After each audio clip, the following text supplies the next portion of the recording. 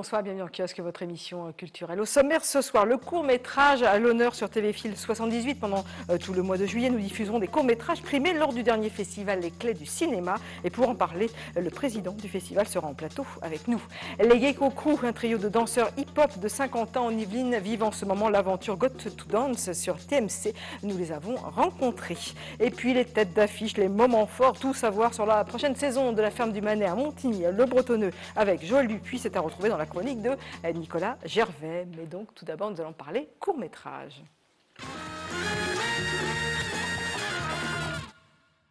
La 4e édition du festival Les Clés du cinéma a eu lieu le 30 mai dernier. TV-Fil 78 était partenaire de ce festival et TV-Fil poursuit son partenariat en diffusant à compter du vendredi 3 juillet 3 courts-métrages. Je reçois en plateau Ardeshir Golgoula, bonsoir. Bonsoir. Vous êtes le président du festival et puis l'un des réalisateurs, Teddy Hardy Karnak, bonsoir. Bonsoir. Vous êtes réalisateur du Passé composé et l'acteur principal de votre court-métrage, Laurent Garret, qui est juste formidable dans votre court-métrage, a reçu le prix du meilleur comédien lors de ce dernier festival. Alors, Ardeshir Golgoula, je voulais vous demander d'abord pourquoi un festival du court-métrage, vous êtes fan?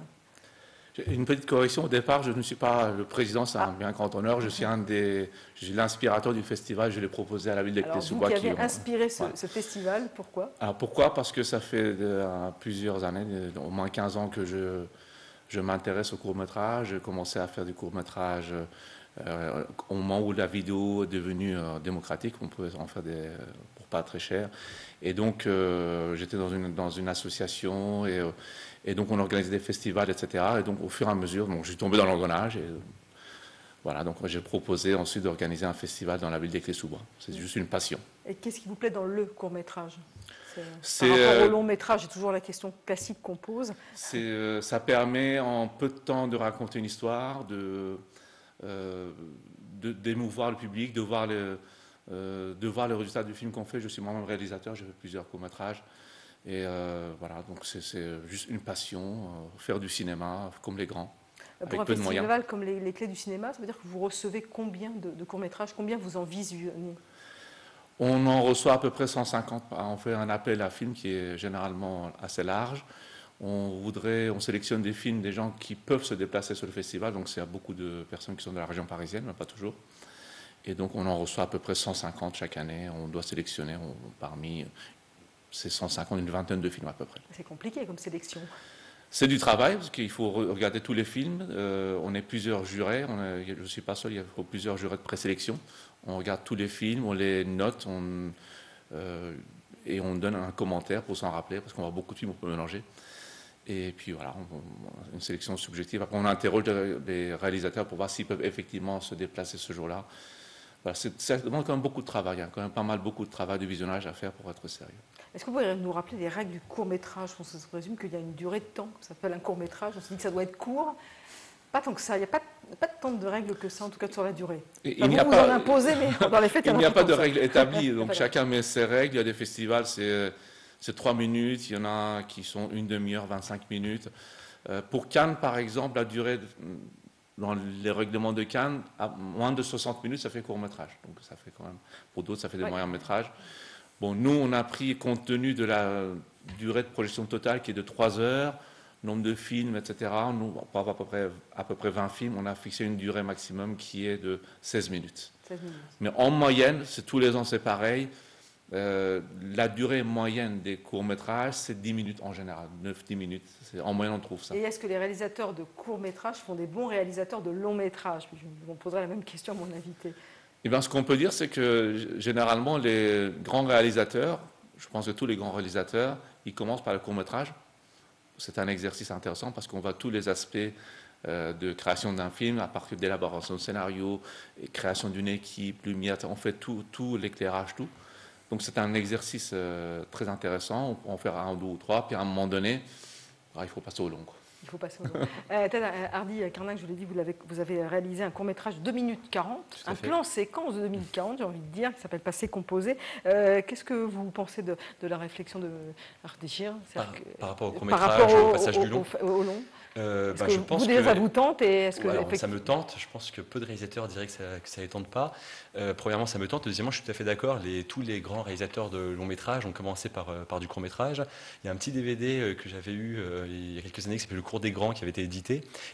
Et ça prenait comme ça les premiers courts métrages de grands réalisateurs, Ridley Scott, François Ozon, enfin il y avait, voilà. Oui, des noms prestigieux. Exactement. Et on voit leurs premiers courts métrages et ils ont tous commencé par des cours entre 5 et même pas, et parfois entre 2 et 20 minutes. Et on reconnaît déjà des obsessions, des choses. Donc effectivement, je pense qu'on apprend par le court-métrage. Je ne demanderai pas quelles sont vos obsessions, à vous, dans Passé Composé. En tout cas, on a compris que c'était un plan séquence de 2 minutes 40. On ne va pas dévoiler l'histoire, parce que la fin est importante. C'est un homme, on va dire, qui revient sur son passé. Comment vous est venue l'idée de ce court-métrage? Comment se fait l'écriture et pourquoi un plan séquence, surtout? La première chose, c'est que l'écriture, il y a l'écriture du sujet, puis il y a l'écriture de la forme. Là, en l'occurrence, l'idée, c'était d'imbriquer vraiment les deux, que la forme impose une progression, parce que c'est un court-métrage en travelling arrière. Donc voilà, on est au début très serré sur le personnage, et au fur et à mesure, on élargit le plan. Et l'idée, c'est aussi, ça présente deux réalités différentes. C'est-à-dire qu'au début, il y a la réalité du personnage, qui est une réalité où on est très centré sur lui, et puis qu'on voit un peu le plan large, eh bien, il y a le monde extérieur qui rentre en jeu. Donc du coup, c'est d'accompagner l'évolution de ce qui se passe dans la tête du personnage principal avec l'évolution de la caméra. Vous avez mis du temps à réaliser ce court-métrage? Alors, à réaliser, c'est-à-dire le tournage en lui-même, c'est un bon après-midi. Il y a eu 29 prises. Et après, à le composer. Et après, voilà, par contre, on va dire, c'est quand même très court, vu que le court-métrage est très court, et c'est aussi pour ça qu'il est très court. C'était pour faire un film dans une espèce d'urgence créative, on va dire. Il doit y avoir un mois entre l'écriture du scénario et le moment où le film est entièrement fait. Oui, on va regarder un extrait, justement, de Passé Composé. Effrayante. C'était un jour un peu spécial. Je devais déjeuner avec une collègue qui me plaisait beaucoup, une professeure d'histoire. J'avais même feuilleté un livre d'histoire la veille pour ne pas avoir l'air d'un idiot. Elle avait toujours une queue de cheval un peu sévère, mais son sourire était radieux. Elle souriait souvent. Je rêvais de lui détacher les cheveux. Et elle avait des yeux... Voilà, je l'ai dit, Laurent Garré, qu'on voit ici à l'image, a reçu effectivement le prix du meilleur comédien au festival Les Clés du cinéma. Votre court-métrage a fait l'objet de 22 sélections dans différents festivals. C'est important, c'est reconnaissance? Alors déjà, il a plus maintenant, il a plus de 30 sélections. Il a eu plusieurs prix, dont je pense il doit y avoir une dizaine de prix, dont 2 pour l'acteur principal, justement. Mais ça veut dire que c'est important ou c'est indispensable même? Alors, je pense pas que... En fait, il y a deux choses. La première, c'est que c'est important de montrer le film. C'est-à-dire que le film, on le fait pour qu'il soit vu, et les festivals, c'est avant même que ça nous permette de continuer à faire des films, ça permet de montrer des films qu'on fait. Les courts-métrages, il n'y a pas beaucoup de canaux de diffusion. Donc avoir 30 sélections, si à chaque fois il y a 100, 200 personnes qui regardent le film, 100 fois 100 ou 200 fois 30, et ça commence à faire un public. Parce que c'est compliqué de les diffuser, ces courts-métrages. Parce que, alors lui, Passé Composé, il a été acheté par France 3, donc il a une petite vie assez sympathique, mais il y a des chaînes télé qui le diffusent, en général la nuit, donc à partir de minuit. Alors sur TVFil, je le dis parce que du coup, vous parlez des chaînes de télé, sur TVFil, ça sera diffusé à partir du vendredi 3 juillet, tous les vendredis du mois de juillet à 20h. Eh bien super, c'est la bonne heure, 20h. Au moins 20h, voilà, parce qu'à minuit, c'est vrai qu'il faut être réveillé. Alors 20h, c'est vrai que c'est... Donc sur TVFil, à partir du vendredi 3 juillet à 20h, on pourra avoir Passé Composé. On pourra avoir aussi deux autres courts-métrages, notamment Appartement à vendre. Alors un petit mot sur Appartement à vendre. Il a reçu d'ailleurs le prix TVFil au Festival des Clés du cinéma. Il a reçu 2 prix, prix TVFil et prix pour la meilleure comédienne. Oui, bon, on va se gargariser un petit peu sur le TVFil. Donc c'est réalisé par Jeanne Tachant, qui habite en province, dans le sud de la France, qui n'a pas pu se déplacer. Et donc c'est l'histoire d'un agent immobilier qui se venge. On regarde un extrait tout de suite, Appartement à vendre. Il découvre la pièce. Je lui parle des avantages. D'abord le regard, après les oreilles. Cela fonctionne dans ce sens et pas dans un autre. Avec vous, j'ai fonctionné pareil qu'avec un couple. J'ai commencé par la cuisine, la salle de bain, la salle à manger, pour finir par les chambres.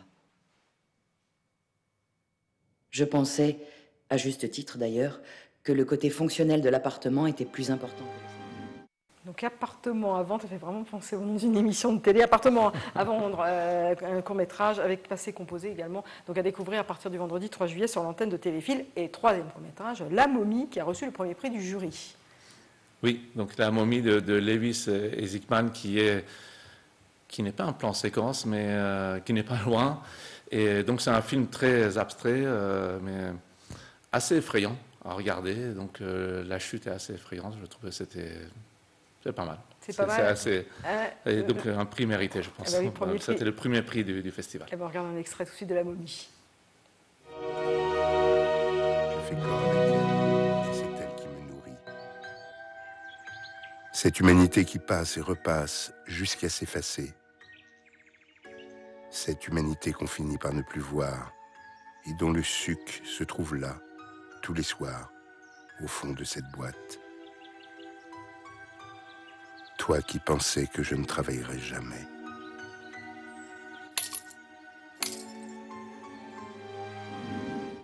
Et voilà pour La momie, et donc les courts-métrages également sur TV Fil 78. Merci beaucoup à vous deux d'être venus sur le plateau de Kiosque.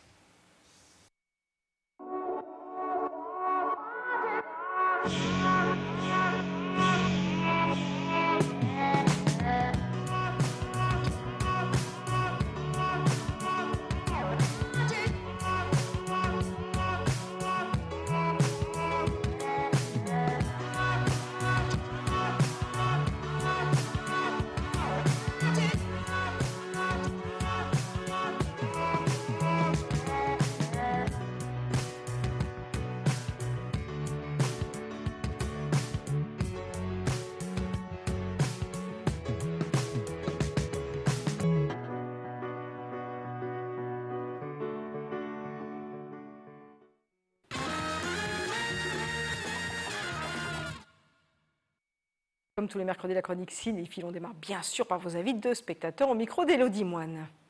C'était bien, mais c'est assez sombre. Les images sont bien. La musique, j'ai pas spécialement accroché, c'est souvent le même thème. Et à la fin, c'était un peu blasant. Et il y a